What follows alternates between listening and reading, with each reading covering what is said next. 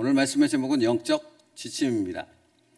챔버스 목사님은 이렇게 말씀을 시작합니다. 위 말씀에서 주님께서 사용하시는 기도의 예화는 선한 것을 구하는 선한 자녀에 대한 것입니다. 여러분, 챔버스 목사님이 말하는 선한 것을 구하는 선한 자녀는 누구입니까? 어떤 사람이 선한 자녀입니까? 착한 사람입니까? 선한 자녀란, 선한 것을 구하는 선한 자녀란 하나님과 올바른 관계를 맺고 있는 자녀를 의미합니다. 하나님과의 관계가 건강한 사람들이요. 하나님과 올바른 관계일 때 올바른 기도를 드릴 수 있습니다. 우리는 기도에 대해 말할 때 마치 하나님은 우리와 하나님과의 관계에 상관없이 우리의 기도를 들으시는 것처럼 말합니다. 착각한다라는 것입니다. 관계가 바로 될 때 하나님께 바른 기도를 드릴 수 있고 그 바른 기도는 응답으로 이어질 수 있는 것입니다. 그러니까 우리의 삶 가운데 응답되지 않는 기도들은 사실은 가장 근본적인 원인은 어디 있다라는 것입니까? 하나님과의 관계가 바르지 않다라는 것입니다. 당신이 구하는 것을 하나님께서 주시지 않는 것이 주의 뜻이라고 말하지 마십시오라고 챔버스 목사님이 말하는 이유가 거기 있습니다.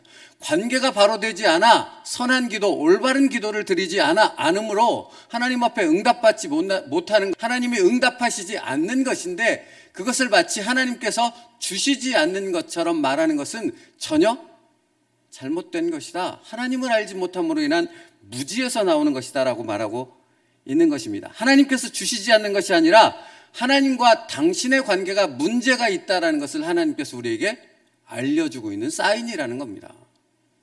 그것을 분별할 수 있어야죠. 여러분, 겟세마네 동산에서 주님은 이 잔을 내게서 옮겨 주시옵소서라고 기도를 시작하시죠. 근데 그 기도의 마무리는 무엇으로 끝납니까? 내 뜻대로 마옵시고 아버지의 뜻대로 되어지기를 원합니다로 끝납니다. 무엇을 알 수 있습니까? 주님과 하나님 아버지와의 관계가 바로 되어 있다는 것을 알 수 있지 않습니까? 그래서 그 기도가 그렇게 마무리되고 있는 것입니다. 주님은 철저히 아버지의 관계 속에서 기도하고 있다는 사실을 우리는 알 수 있습니다. 그래서 오늘 본문이 포함된 마태복음 7장 9절로부터 11절까지의 말씀은 뭐라고 말씀하고 있습니까? 우리 9절로부터 11절까지 말씀을 다시 한번 같이 읽을까요? 9절로부터 11절이요. 시작. 너희 중에 누가 아들이 떡을 달라 하는데 돌을 주며 생선을 달라 하는데 뱀을 줄 사람이 있겠느냐? 너희가 악한 자라도 좋은 것으로 자식에게 줄 줄 알거든 하물며 하늘에 계신 너희 아버지께서 구하는 자에게 좋은 것으로 주시지 않겠느냐? 핵심이 무엇입니까? 악한 아버지라도 자식이 구하는 것을 줄 텐데 하물며 너희 아버지께서는 너희에게 정말로 좋은 것을 응답으로 주시지 않겠느냐? 주시는 아버지에게 문제가 있는 것입니까? 구하는 우리에게 문제가 있는 것입니까? 잘못된 기도를 구하는 우리에게 문제가 있다는 것입니다. 다시 말하면 하나님 아버지와의 관계가 올바르지 않으면 올바른 기도가 올려질 수 없고 올바른 기도가 올려질 수 없으면 당연히 그 기도의 응답이 있는 것은 올바르지 않은 것입니다. 말하자면 이런 것입니다. 부부싸움을 했습니다. 밖에 나가는 남편을 향해 하나님을 향해 저 남편 가다가 콱 교통사고 나서 죽어버려 쓰면 좋겠습니다 하나님 라고 기도하면 그 기도가 응답받아야 되는 것입니까? 그렇지 않지 않습니까? 당신의 기도에 하나님께서 응답하시지 않는다는 생각이 든다면 그러므로 가장 먼저 살펴봐야 하는 것은 무엇입니까? 나와 하나님과의 관계를 먼저 점검하라는 것입니다. 나의 기도가 주님처럼 하나님의 뜻에 합당한 기도를 드리고 있는가 하는 부분을 말씀 안에서 살펴볼 수 있어야 하는 것입니다. 그래서 한 여화가 떠올랐어요. 목사가 아버지인 아들이 있습니다. 옛날에는 외상으로 슈퍼에서 이렇게 먹는 경우가 많이 있었지 않습니까? 아버지가 목사인 아들이 있는데 이렇게 같은 동네에서 동네가 조그마니까 관계성이 맺어졌습니다. 얘는 제 아들이에요. 혹시라도 이 아들이 뭔가 필요해서 와서 제 이름으로 이렇게 뭘 구하면 이 아이에게 주십시오. 내가 나중에 그 값을 지불하겠습니다.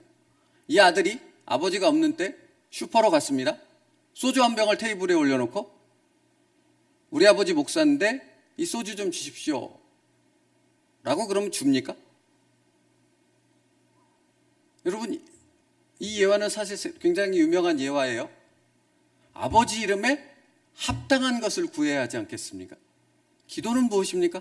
아버지의 뜻에 합당한 것을 구하는 것이 기도입니다. 마구잡이로 휘둘르라고 준 칼이 아니잖아요. 마구잡이로 준 특권이고 능력이 아니잖아요. 기도는 아버지 뜻대로 하는 기도가 올바른 기도입니다. 하나님이 기도를 우리에게 주신 그 특권을 주신 이유라 하는 것입니다.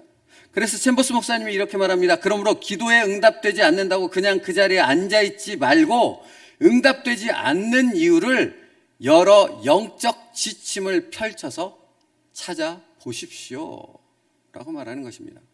여러분, 기도에 응답이 없다면 거기에서 절망하고 좌절하고 하나님을 원망해야 하는 것이 아니라 그 기도에 응답되지 않는 원인이 어디 있는가를 말씀을 통해 하나님과의 관계를 통해 우리의 신앙의 삶을 통해 점검해보고 살펴볼 수 있어야 한다는 것입니다. 어째서 그렇게 해야 됩니까? 오늘 말씀이요.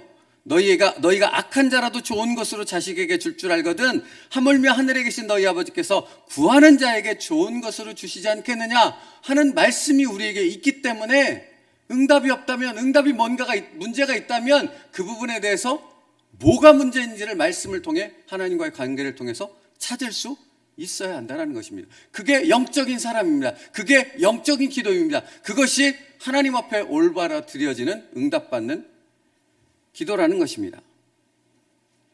사랑하는 성도 여러분,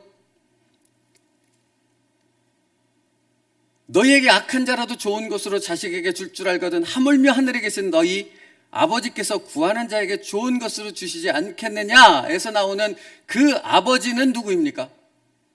나에게 기도를 주신 분이십니다. 나의 기도를 들으시는 분입니다.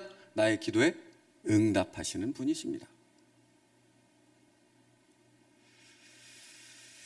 그러므로 여러분, 우리의 기도에 점검이 필요하다는 것입니다. 우리는 하나님께 따지면서 자기 마음대로 행하는 것을 헌신으로 오해합니다. 우리는 영적 지침을 보지 않습니다. 그래서 챔버스 목사님이 이런 예를 들어요. 당신의 아내 혹은 남편과의 관계, 자녀와의 관계, 동료들과의 관계는 어떠합니까? 당신은 그런 관계 속에서 하나님의 좋은 자녀입니까? 오 주님, 저는 짜증을 냈고 신경질을 부렸습니다. 그러나 영적 축복을 원합니다 라고 구하고 있는 어리석은 기도를 드리고 있지는 않습니까? 이것이 바로 중언부언의 이방인의 기도가 아니면 무엇이겠습니까? 그러나 당신은 그 축복을 받을 수 없습니다. 당신이 하나님의 좋은 자녀의 자세를 가질 때까지는 그런 축복은 없습니다 라고 말하고 있습니다. 사랑하는 성도 여러분, 우리의 기도는 어떠합니까? 우리의 기도는 어떠합니까?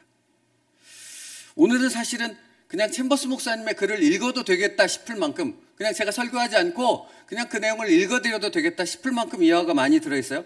남의 과실을 용서하지 않고 냉정하게 대하지 않습니까? 친척들과 친구들 사이에 하나님의 자녀로서 살고 있습니까? 다른 사람에게 빚진 돈을 갚지 않으면서 그것을 갚기 위해 구하기보다 내가 원하는 뭔가를 얻기 위해 하나님께 돈을 달라고 구하고 있지는 않습니까? 이렇게 아주 실제적인, 아주 구체적인 예들을 챔버스 목사님이 우리에게 제시하고 있습니다. 그러면서 뭐라고 말하냐면, 우리는 오직 거듭남으로 하나님의 자녀가 됩니다. 그러나 오직 빛 가운데 행할 때 하나님의 좋은 자녀가 됩니다. 빛 가운데 행할 때 하나님 앞에 응답받는 진정한 기도를 드릴 수 있다라는 것입니다. 여러분, 빛 가운데 행한다는 것은 자신의 뜻이 아니라 말씀을 따라 사는 삶을 의미하는 것 아니겠습니까? 이 세상의 방식을 거부하고 하나님의 방식을 따르는 것을 의미하는 것이겠지요. 그래서 요한복음 1장에서 사실은 예수님을 소개할 때 빛으로 오신 예수님이라고 소개합니다. 만물이 그로 말미암아 지은 바 되었으니 지은 것이 하나도 그가 없이는 된 것이 없느니라. 그 안에 생명이 있으므로 이 생명은 사람들의 빛이라. 빛이 어둠에 비치되 어둠이 깨닫지 못하더라. 그 다음에 이어지는 말씀이 뭔지 아세요? 요한복음 1장에 참 빛 곧 세상에 와서 각 사람에게 비추는 빛이 있었나니 라고 하신 다음에 사도 요한은 어떤 말로 이어지냐면 그 빛은 곧 말씀인데 말씀이 육신이 되어 우리 가운데 거하신다 라고 말합니다. 그리고 요한복음 15장 14장으로 뛰어져서 이렇게 말합니다. 예수께서 이렇게 말씀하세요. 예수께서 이르시되 내가 곧 길이요 진리요 생명이니. 아버지께로 나로만 말미암지 않고서는 아버지께로 올 자가 없느니라. 여러분, 기도는 누구를 만나는 겁니까? 하나님 아버지. 누구를 통해서?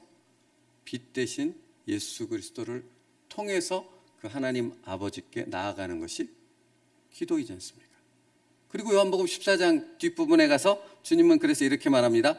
사람이 나를 사랑하면 내 말을 지키리니 라고 말하고 나를 사랑하지 않는 자는 내 말을 지키지 아니하나니. 여러분, 기도는 철저히 말씀을 바탕으로 해서 올려지는 것이 되어져야 됩니다.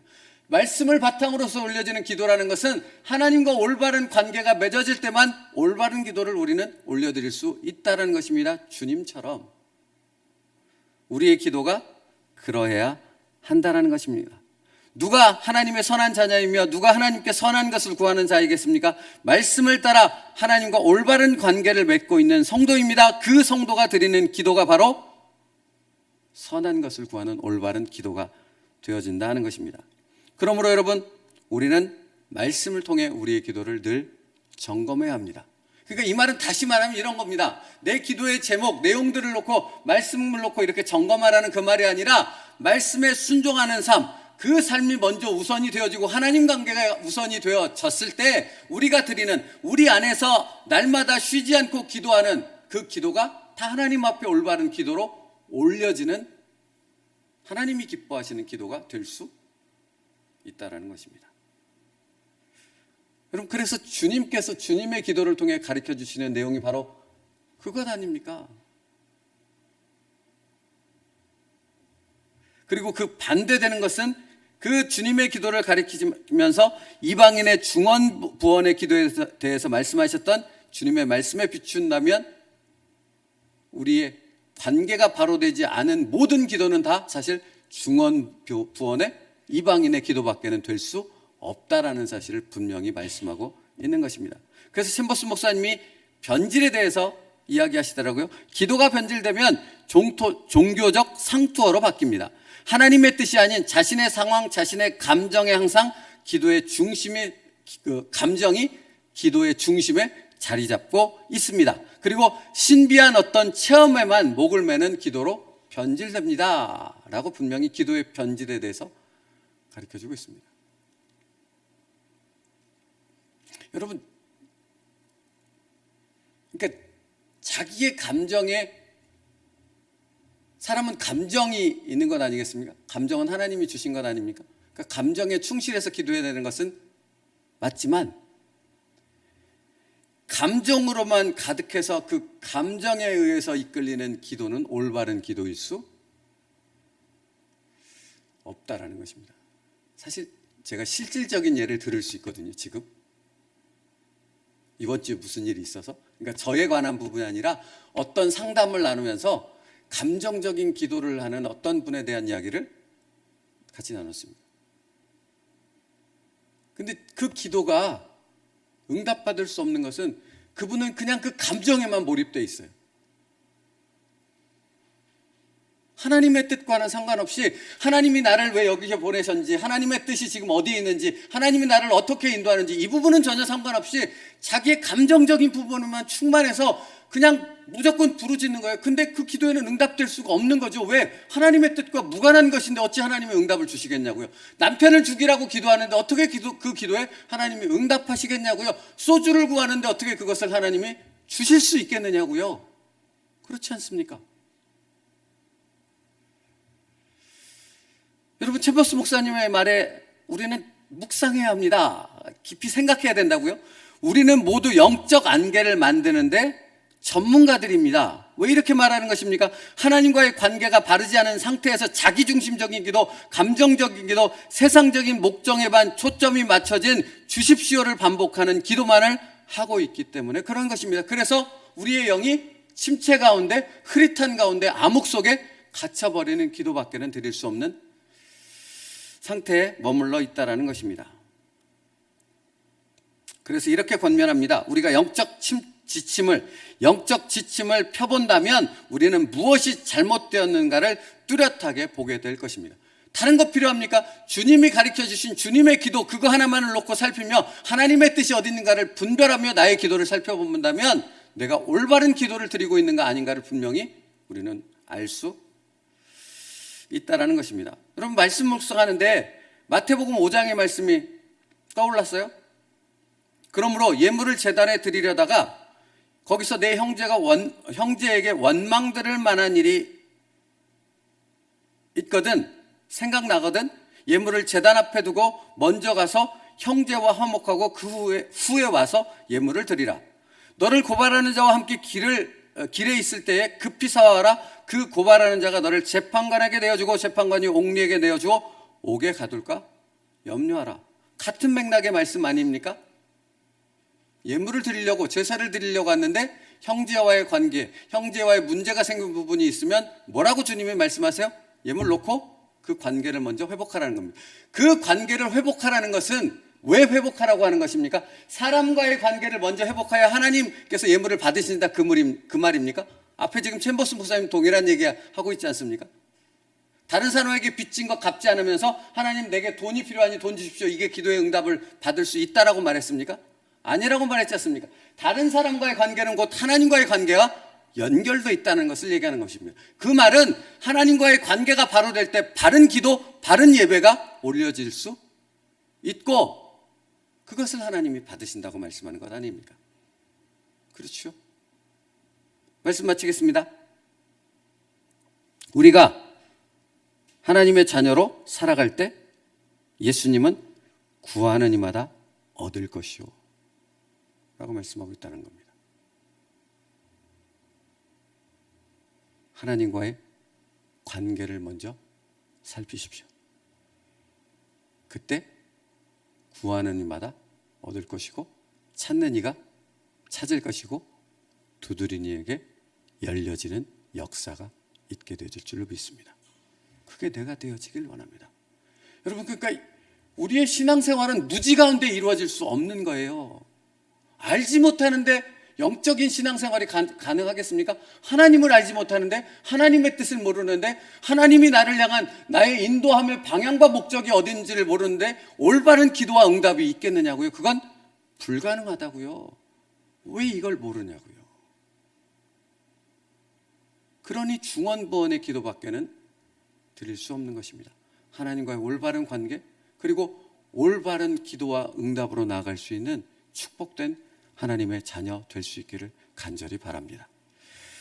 기도하겠습니다. 살아계신 하나님, 하나님과의 올바른 관계를 통해 올바른 기도를 올려드릴 수 있는 하나님이 기뻐하시는 자녀 되게 하여 주시옵소서. 주님께서 주님의 기도 또 주님의 삶을 통해 어떤 것이 하나님 앞에 올바른 기도인가를 우리에게 분명히 알려주셨습니다. 말씀 안에서 그것을 깨닫게 하시고 우리의 삶에서 하나님과의 바른 관계, 순종의 모습을 통해 날마다 올바른 기도와 응답 속에 살아갈 수 있는 축복된 하나님의 자녀들이 되게 하여 주시옵소서. 예수님의 이름으로 기도 올리옵나이다. 아멘.